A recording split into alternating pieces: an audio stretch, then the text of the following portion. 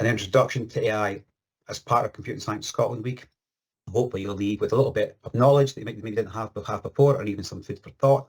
And we can pick up on a number of threads over the next year or so.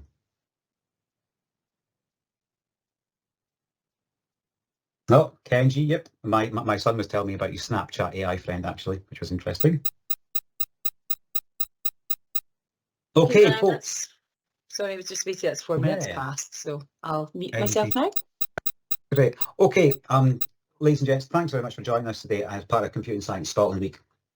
And today we're talking about artificial intelligence. And it's difficult to have Computing Science Scotland Week just now without mentioning AI. And as we were thinking about this session, it was, as we're kind of just saying at the start there, but we're not going to have all the answers. I don't think anyone has all the answers. And it's such an ever-changing landscape that today's session really is a little bit about kind of where we think we are with AI just now and some opportunities you might want to consider thinking about or looking at, and then have a think towards the future and some of the sessions that we might be offering are able to support over the next academic year. So as I was saying, I mean, it's hard to be anywhere on the internet these days without some story or news article popping up about something new happening in AI. When you open a paper, my colleague Jim Fanning collected some articles from the papers about things about AI that's happening. You can't miss it. It's everywhere. But a lot of people probably aren't aware that, you know, AI is not a new thing. Artificial intelligence is not a new thing. In fact, it's been around for a long time. And in 1950, you know, Alan Turing is the person who proposed the Turing test. And for those computing teachers out there, you probably know what the Turing test is. And for those of you who are maybe not aware what the Turing test is, it was essentially Alan Turing trying to figure out, well, how can we differentiate? Can we tell if we are chatting to a real person or a computer? And if we can't tell the difference, then we can say that machine has passed the Turing test. So since 1950 onwards, and even before that, was in kind of talks about artificial intelligence, we've had massive developments in that area of artificial intelligence. And I just picked out a few kind of landmark kind of dates over time. So since 1950 up until 2022, kind of last November when ChatGPT was released, there's various things that were happening with AI, investigations into natural language processing, machine learning. There was a big look at, you know, can artificial intelligence be used to play chess, and indeed play chess intelligently. And in 1997, the Deep Blue computer beat Garry Kasparov. But of course, these systems, when you really think about it, when people think about it, they aren't really intelligent because they only know one domain of knowledge. They've got a very narrow domain of knowledge. So as such, you know, people have often thought about artificial intelligence as being just that kind of embedded bit of technology or digital within another product that does something specific. And that's probably fair to say. But then before we kind of go and investigate kind of what that actually means for us now, if you're doing any reading or looking about artificial intelligence, you've probably seen some of these terms being thrown around. And I think it's important to kind of understand where artificial intelligence and these other terms all sit within each other. So John Sexton in the chat earlier says we should need to define what intelligence is and what artificial intelligence is, and that's, yeah, absolutely the right thing to do. But we just start with artificial intelligence. It's an umbrella term that's used to kind of define, can a machine do activities that would normally require a human level of intelligence? And that would be a very rough area of a definition of artificial intelligence. But within that, and subsets of that, there are threads. There's machine learning, there's neural networks, and there's deep learning. And you always see or hear in the press or articles about artificial intelligence, people talking about these things. So again, machine learning is that subset of AI that involves, you know, kind of training algorithms to make predictions based on data sets. And you've got neural networks, which are modelled after the neurons and connections in the human brain. You create an artificial neurons, and then deep learning is a subset of neural networks, but you've got lots and lots and lots of layers of these artificial neurons. So when we talk about AI, it's usually around these areas, and I think it's important to kind of understand some of these terms. And then when we take all of those things and we start thinking about like what's happening in AI just now, we've got ChatGPT and Google Bard and all these types of models.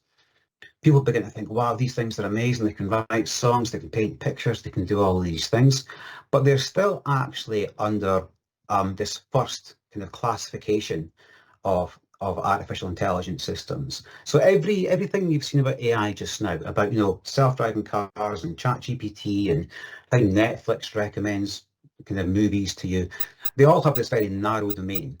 So just now, all these systems that are available to us are classified as artificial narrow intelligence because they have a limited domain of knowledge. Now, yes, limited can still be massive. Things like ChatGPT and Google Bard have also got, a huge knowledge base to draw from, but that's all the knowledge base that they have. They don't go off and learn new things.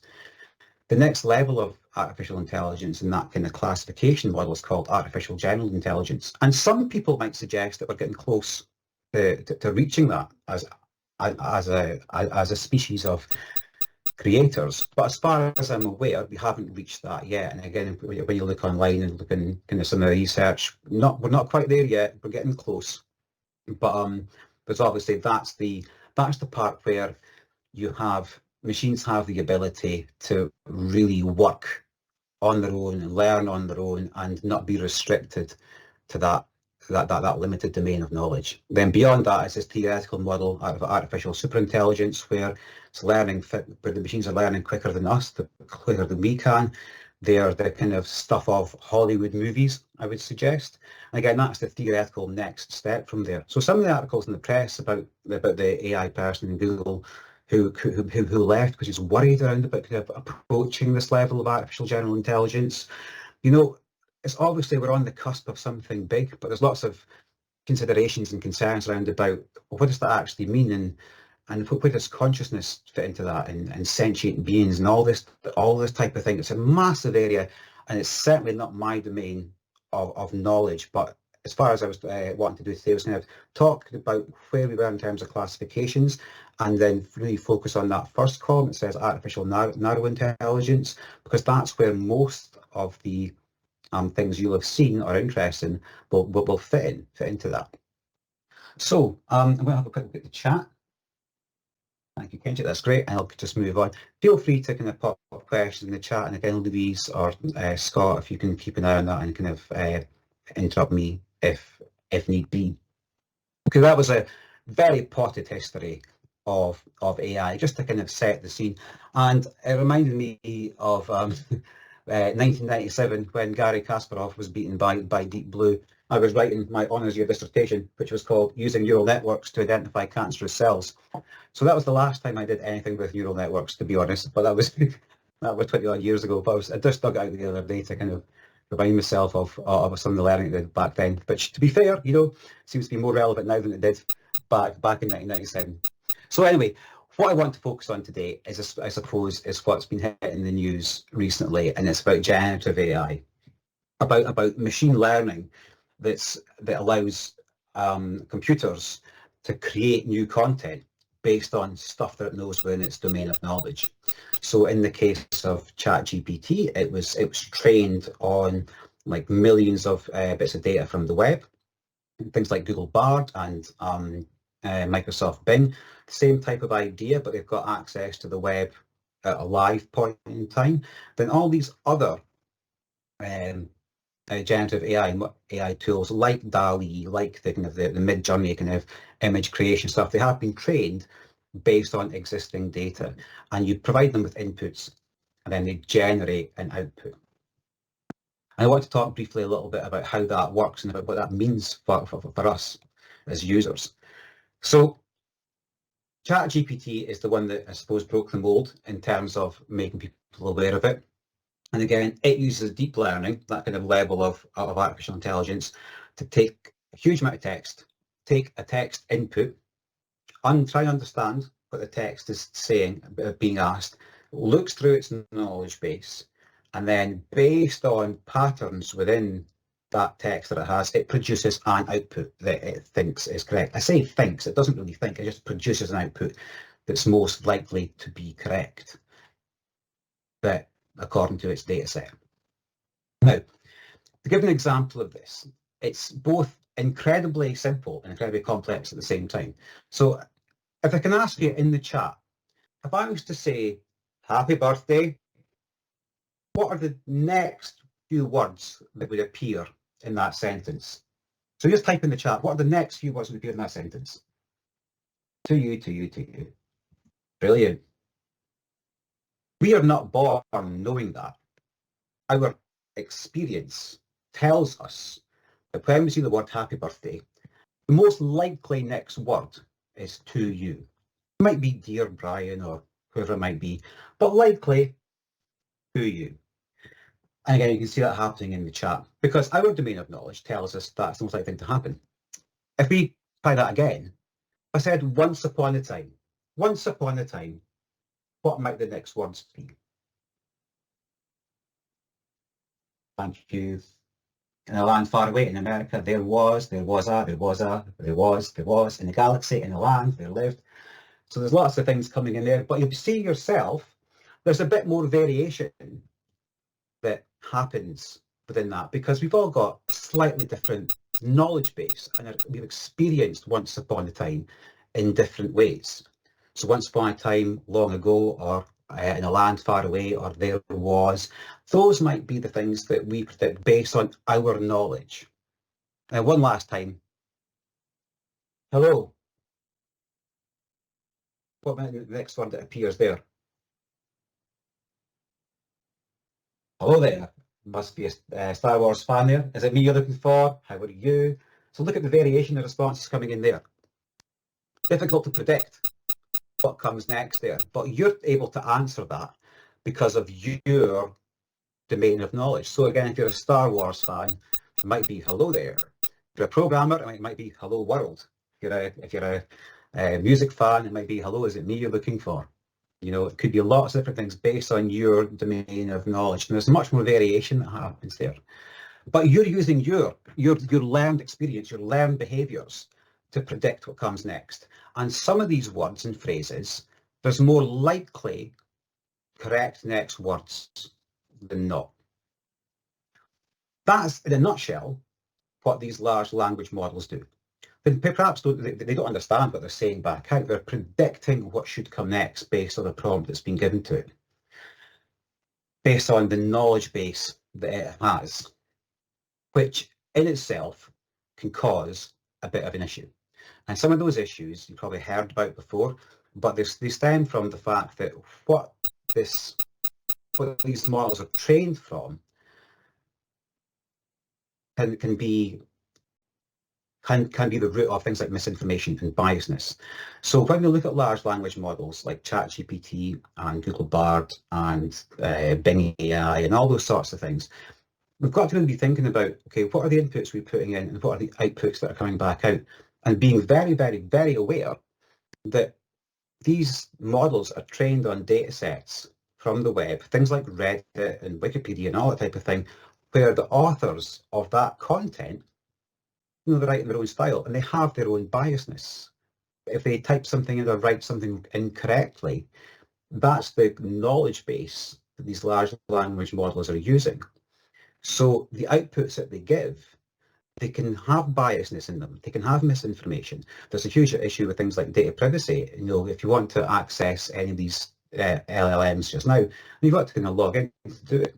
And then if you want to process maybe a bit of data, a bit of information about, let's say, your school attainment, for example, you can't upload kids' details to that and then kind of say go and extrapolate a pattern based on X, Y, Z, because it's all stored in that cloud. So there's huge amounts of issues about using these large language models when it comes to these things. And if you've not seen it on Netflix, there's a show called there's a wee documentary called Coded Bias, which is about artificial intelligence. It's a real documentary, and facial recognition, and how these systems were basically trained by using a knowledge base of predominantly white Caucasian males.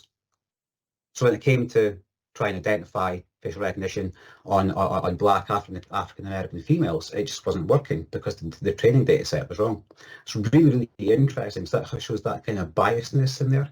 So all those things about large language models, about how you prompt it to get an output, and about how you can rely on the information. You've got to be very, very wary of it, of the source of its knowledge, which leads me on to having a think about something my colleague Michael Moynihan said about AI. Michael is one of the security people in Education Scotland, and I was speaking to, or was involved with some conversation with the military around about AI, and they always said that they use it all the time. The military use AI all the time, but they don't really refer to it as AI. How they refer to it is assisted information, because based on the information that comes back from these AI systems, there's got to be human intervention before they make a decision. Now, you can imagine the military, that's quite significant.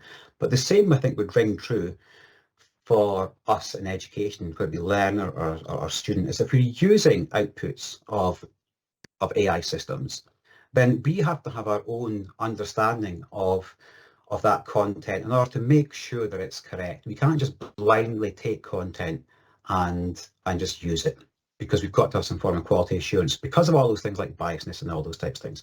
And weirdly, I saw as I say, like, you can't go anywhere on social media these days without seeing, a video about something about AI. And I saw this one on Facebook not so long ago, and it's a journalist being asked about ChatGPT and how that's going to change his job, and is it going to lose his job and stuff. And his response was really interesting. And I'm going to show you the video. It's only about a minute long. I'm going to show you the video. And it's really interesting. I think it rings true for not just journalism, but again, for educators and other areas too. I'll play it now and we can have a chat about it. How are journalists going to... I'll tell you exactly how. Ready? I want to write an article about champagne that focuses on the fact that Prosecco from Italy is now a good alternative for a portion of the price. I want you to historically reference other times in history when something was the establishment and a product came along that was equal of quality but a fraction of the price, and speak to it in a manner that helps people understand that quality of flavor is subjective, but price is not. Enter. So what is the prompting? I just wrote a very good article for the London Times about Prosecco and champagne. Something will be outputted, and then I'm going to read it, and I'm going to add 10 more sentences and edit 6 more sentences. So the creativity of the writer and the ability of the editor becomes a new form of a human being. I just literally talked out to you. So I found that really interesting about what he says at the end there, is that his use of AI as a journalist, his ability to write and craft a prompt to generate that response, number one, is important. But then he's saying that the response that comes back, he's going to take that and he's going to edit 10 sentences and add 6 more. And his job as a journalist is changing. It becomes, as a writer, as an editor, it's changing. And I think from an education point of view, when it comes to like resource creation, for example, or if it comes to, like student assessment, marking, or those types of things, our job as educators, we're still going to be there, but it's going to change. I don't know what it'll change into, but I think it's going to change. And I think that was just a really interesting little clip kind of showing how that's affecting that one person journalist. So before I kind of move on and do some stuff online with some of these models, I wanted just to share with you a couple of things about where the AI is going to infiltrate our lives anyway, regardless, as it already has, without you perhaps knowing. And again, if you've not seen these, I want to just play a minute or so from each clip, just to show you that, within the Office 365 suite and within Google Workspace, they're actively developing and have released in beta versions, AI-enabled versions of these things. And I want to just quickly share a couple of minutes of what the next generation of Office 365 suite will look like. So for you and for your learners, and the same for Google Workspace, the types of things that will be in there. Now, of course, these things are built from a business perspective, so it's the videos are the marketing videos from these companies. But, you know, naturally it will kind of fall into education as well. But let's just have a quick look at some of them if you've not seen them. So I'll just play a minute or so from each of these videos. Oh.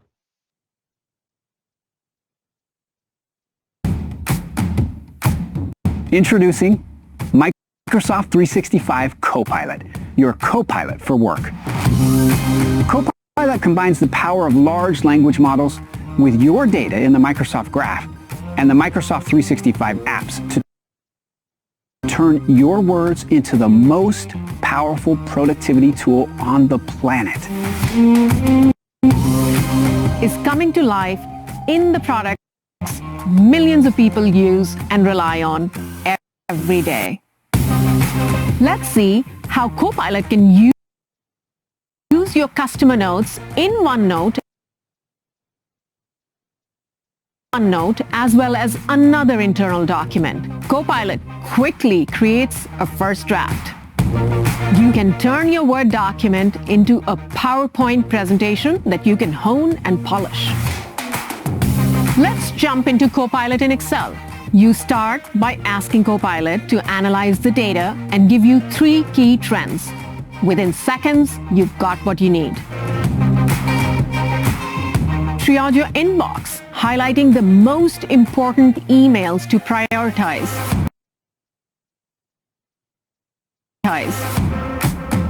You can draft a reply using data from an Excel file, and Copilot will generate a reply for you. The real magic of Copilot happens during a live meeting. So just stop that one there. So that kind of just shows you that they're taking this technology and embedding it into these products. And of course, that's from a business perspective. But you can look at that. You can go, you know, I've got data on I've got my pupils learning. I've got records of their work. What does this mean for kind of automatic generation of reports on progress for you as a teacher to understand where your pupils are a bit better? What's the potential for that there? It's a really interesting perspective there. And Google, of course, not to be outdone, have got similar types of things that are happening.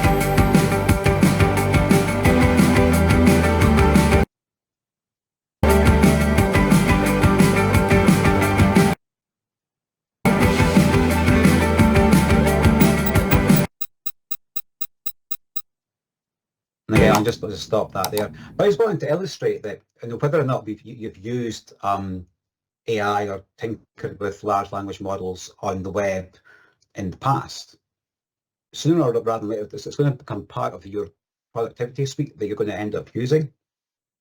I think that's really interesting. Again, and for that kind of idea of saving teachers time, I'm sure it can help unlock that. I think with technology, we always talk about it saving teachers time, but a lot of times it can get in the way because it doesn't work properly.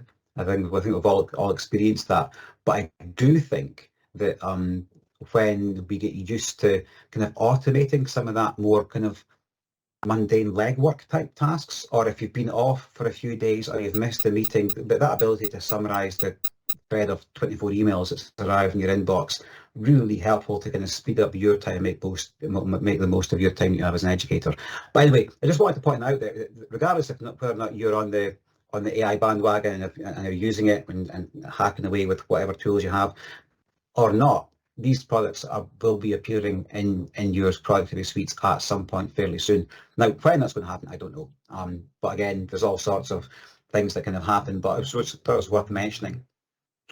The other thing that I did want to point out is that a lot of the products and services that use AI, and there's every time there's a new thing comes out, there's tends to be a lot of kind of sign up for this with your account. You got to sign in, which so it's entirely up to you if you want to sign into these accounts using your personal details. But your work or school account, there's obviously data protection things to consider when you sign up to those things. So do be aware of that. And also, there's a lot of paid for services that say here's an AI product that does X and Y, but it's a paid for service. And again, entirely up to you if you want to investigate that. But again, think about privacy and DPI and costs and all those types of things. I'm not here to recommend anything to you, but you will probably find that a lot of tools are free, but some of them are paid for services. I'm going to touch on a couple of those paid for services and show how we can maybe use some free tools to replicate the type of things that they do in the first instance, just after this next thing. So mentioned up to this point about where that kind of large language model sits and where it might fit into your kind of work in the future. But before I move on to the kind of web stuff, I wanted to just think about from a learner's experience. And again, you've probably all heard of Khan Academy, but they utilize AI within their reimagined system, and it's currently in kind of a beta just now. And I wanted to kind of illustrate how they envisage AI being used to help learners. And I'm going to just play again just a few minutes of this video, and hopefully it's the right timestamp.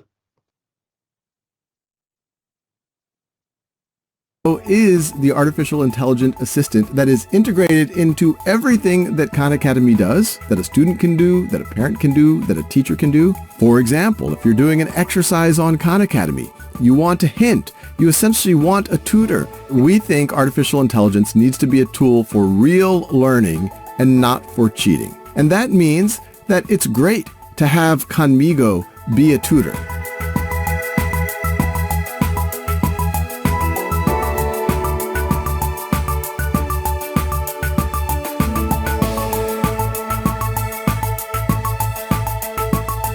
We think this tutoring use case is especially powerful as we come out of the pandemic. All of us as educators want to address unfinished learning, but we know that tutoring can only work if it's connected to what students are already doing in the classroom, and ideally, actually being able to do it in the classroom. And this is exactly what we're doing as part of Conmigo. And what's really exciting about these next generation models that we're working with is that they can do math. They don't always do it perfectly, but it is improving dramatically and quickly week by week. So we thought this is the time to try it out.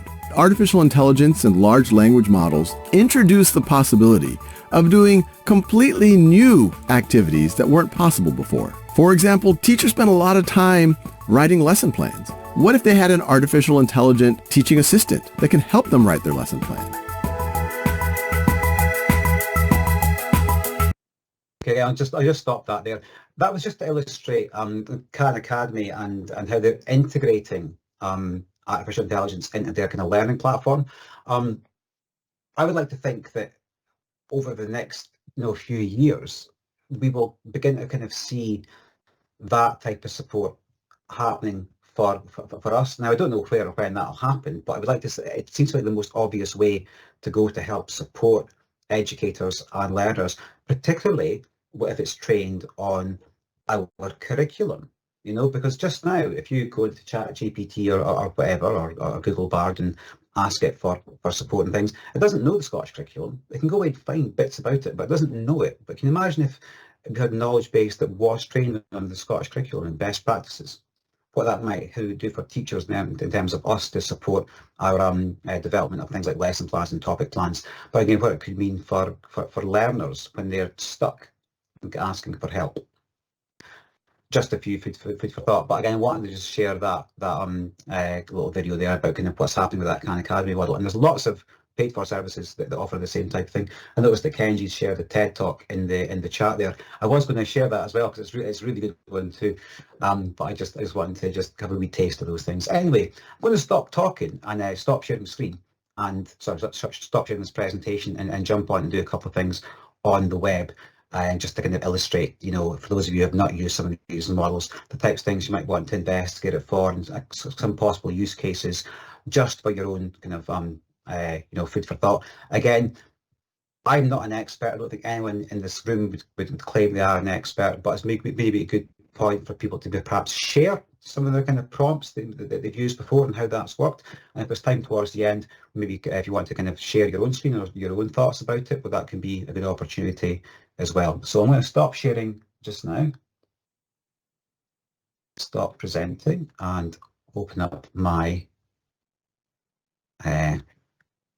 other window just now. Okay, share. I want to share this one. There we go. Right. So hopefully you can all see my screen. Can it be thumbs up or something in the chat if you can all see my screen being presented okay? It looks okay to me. Perfect. Right. Okay.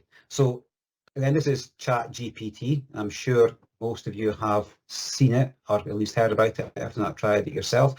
And again, the big thing about the web-based version of ChatGPT, the one that's not paid for, is that it's only trained on data up to 2021. So, it's maybe not the most reliable thing if you're looking for fact finding. So just as an illustration, if you ask it, who is the first Minister of Scotland, just very simple question. It says there's an issue, obviously. It's typical. Let me just refresh that. Who is the first Minister of Scotland? Oh, for goodness sake. There we go. That's my previous one that I did the other day. So as of my knowledge, the cut-off date in September 21, the first minister was Nicola Sturgeon. So ChatGPT, when you're using it, you need to be, of course, acutely aware that if you're trying to get anything up to date and kind of factual, that it is limited unless you upgrade the plus model and you're paying like 20 quid a month or whatever it might be, then that's obviously something to be very, very mindful of. Whereas things like Google Bard, I can search the web, who is the first Minister of Scotland,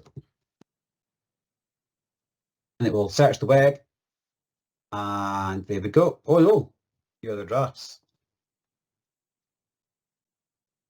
My goodness, that didn't happen earlier on. Let's go and ask Ben, who is the first Minister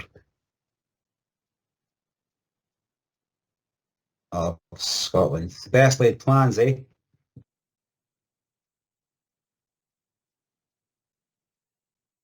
It's being halfway searching the web.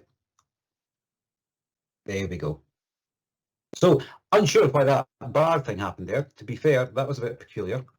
But as you can tell, different chatbots, different large language models, they're not accessing the same knowledge base. So you've got to be mindful of the things that it produces out for you. So for the sake of our demonstration today, I'll use the Bing one because it seems to be more up to date. And a couple of things that I thought, well, what might I use this for if I was in school just now? And I thought, well, there's a paid for service, which I'm going to show you here. There's a free version and there's a paid for version. And what it lets you do is you can take a YouTube video, and I've just done this previously just to save a bit of time, and it's called Quiz Gecko. And you can paste in the URL and it will generate basically a set of flashcards and questions based on that video, but only generates a few questions, only like 3 or 4 questions it generates. You have to pay for other ones. If you've got a preview, you'll see what I mean. So based on my little climate change video, you can go to that URL. I'll just share that URL actually in the chat if anyone's at all interested. If you click on it. There we go. So that's a wee set of quiz is, well, we quiz that service created based on that video. Okay, just pick one at random. And it's really cool. So I can click on there and I can use my flashcards, and it's gone through, it's used that kind of large language model to go and click through that video, and it's understood the video, and it's generated sets of flashcards about the content in the video. And it's also created a quiz about the content of the video. So again, the free version gives you the ability to paste in the URL of a video of a bit of text, and it generates flashcards for you, and it generates a quiz. But of course, it being free, that's kind of limited. You have to sign up and pay for things. You get a bigger suite of tools, and you get to track who's answered what and all those types of things. But I was thinking to myself, well, I'm sure we can use these tools that we have available to us to create our own versions of this type of thing. So what I thought about was, well, how might I do this using just using one of the kind of large language models? So that's the same video there. And I thought, well, if you go down here and show the transcript, so even taking a really simple process of showing the transcript, and then I'm going to copy that. I'm going to copy that transcript, Control C. I'm going to go to Bing, and I'm going to say, create 5 multiple choice questions based on this video transcript.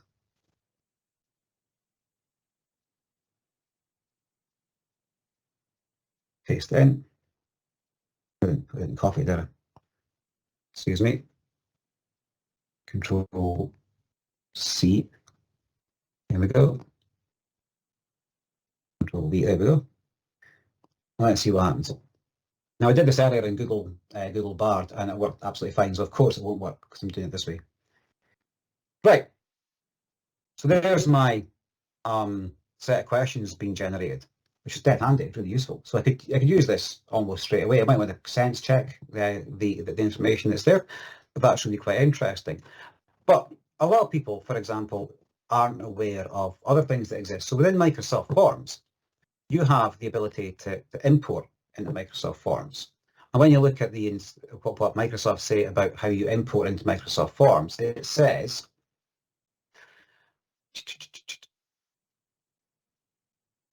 here it is. If you want to import from Word or PDF, tips for better results: clear separation between questions, content is arranged vertically, remove figures and complex equations. So if I know I can take a document like this and it'll automatically create a form or a quiz from me, perhaps I could tell Bing here to format it in this way. So I'm going to say format this, it says vertically,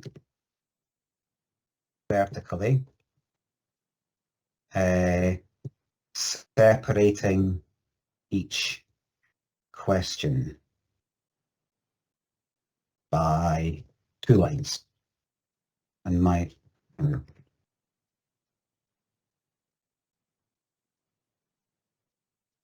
okay, so here's my set of questions and appropriate answers. What are the correct answers to each question?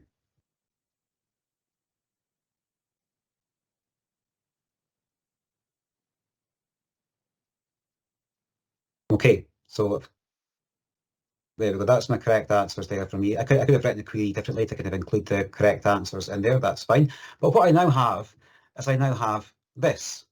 So I used to take that, copy it,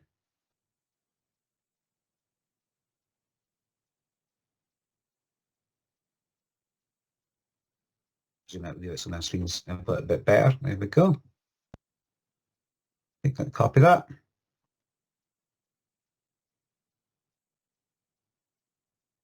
first laid plans. I did, as I say, it's typical when you do things like this, it kind of takes a bit. So I'm going to take that, copy that, copy. I'm going to go across into Word, which is on my other screen. I'm going to paste it into Word, just to create my thing up there. So there's my Word document there with those things in there. I'm going to save it as ICE, save as. And then if I go to Microsoft Teams now, and then quick import, upload from this device. And it's in my OneDrive, and it's called ICE. Here we go. It's a quiz.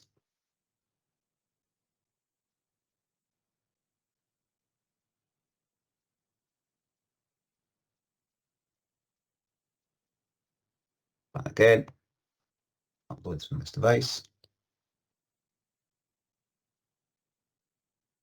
It's a quiz, there we go. I've got 2 Microsoft accounts, so it was acting a bit funny there. There we go. So start the review. So there's my quiz on glaciers, so I can decide which questions my results are correct or incorrect using the answer key that I've been given. So I'm just doing this very quickly, like so. There's my thing there. Again, I'm aware that I'm just randomly clicking the answers there. But once I've done that, I might even at this point not do that thing where you decide to add another section. So I have a new section, and let's stick in my ice caps, and then we'll add in, insert the video, and I'll just paste my video in there as well. Control C. And I've lost my quiz. There it is. Add. And then I can go in settings, click the duplicate, the same type thing as with any time. I'll click on preview.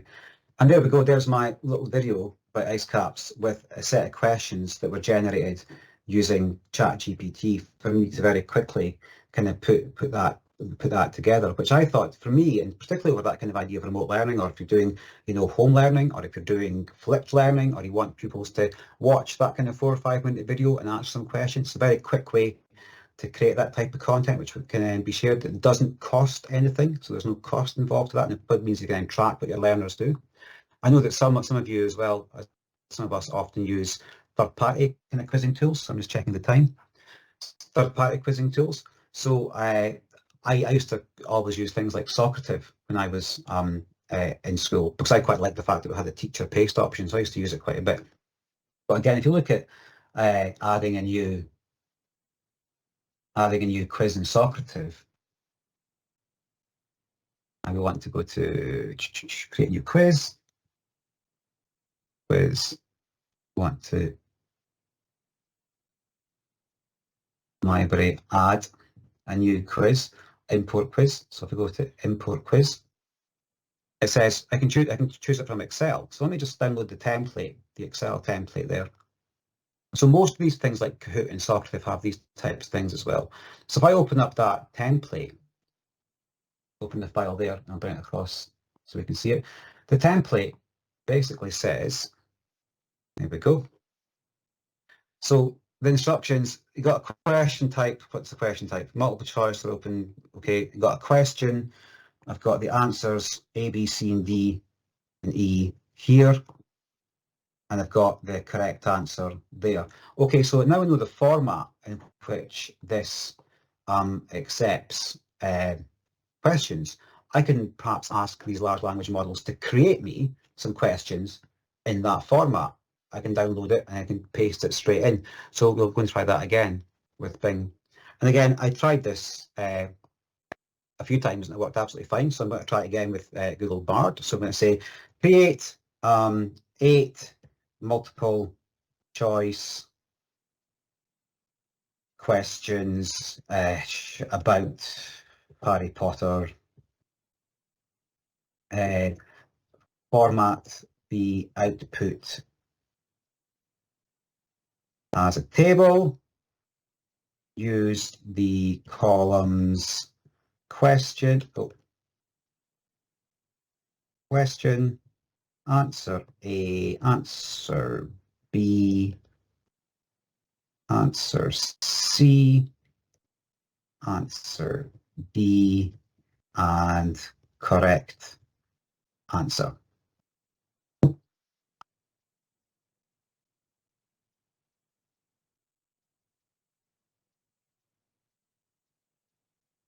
Go. So you can see that the correct answer has been given as a piece of text. Now I'd want that to say A, B, C, or D, but I'm going to check my other drafts and see if it's given me a different version of that. No, so what I'm going to now do is ensure that the correct answers are given as letters, e.g. A, B, C, D.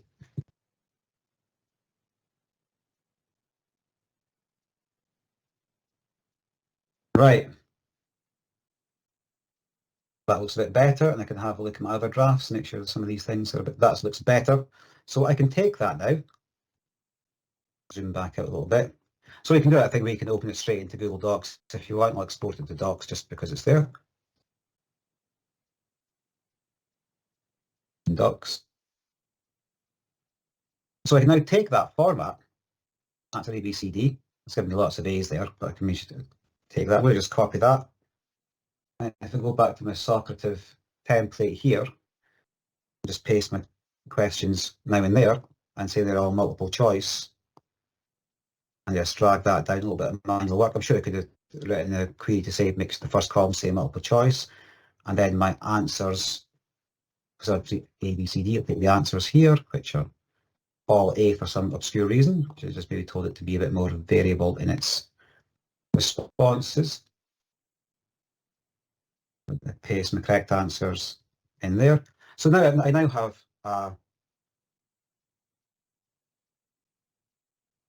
correct set of responses. If I use this properly, there we go. Delete that line there. There we go. Enter the name of the quiz, Harry Potter. And just make sure I've not done that double pasting thing. That's fine. So I'm going to save that. Save as Socrative quiz. I'll put the HP thing there. Save. And now, once I've done that, I can then go to my Socrative site and upload my Excel file. And it will create that quiz for me. Open to close it. So I'm getting to the end of my time, so I'm rushing and making silly mistakes. So again, for some of you, I've obviously been too quick off the mark. I've not filled the things in properly, which is dead frustrating. I'm conscious that it is getting close to 5 o'clock, and I would like to take any questions, or I want to look at the chat at this point, but I will make sure that works before the end to show you. It was just I wanted to spend a bit of time, not so much looking at typing in prompts and doing all that, but it was more about how you might use the free tools that are available to help create content that you might find useful and then share, and try and avoid using some of those paid for services. So I'm going to go and fix that Excel file and stop sharing my screen just for that second, and then take any questions, or happy to engage in further conversation about any of those things. So